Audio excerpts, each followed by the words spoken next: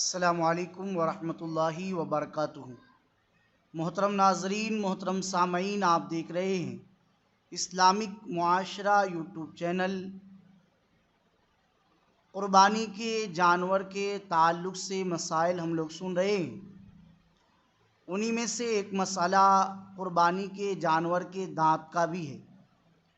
اس کے تعلق سے یہ مسئلہ سن لیں کہ جس جانور کے دانت بالکل نہ ہوں اس کی قربانی درست نہیں۔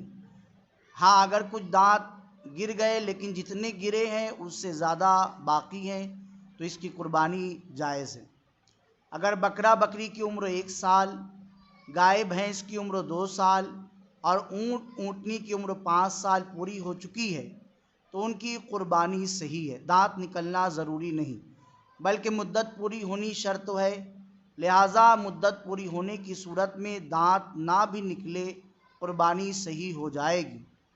جس جانور کی عمر زیادہ ہونے کی وجہ سے سارے دانت گر گئے لیکن گھاس اور چارہ کھانے میں کوئی دقت نہیں ہوتی تو اس کی قربانی ہو جائے گی، لیکن اگر وہ اچھی طرح گھاس وغیرہ نہیں کھا سکتا تو اس کی قربانی درست نہیں ہوگی۔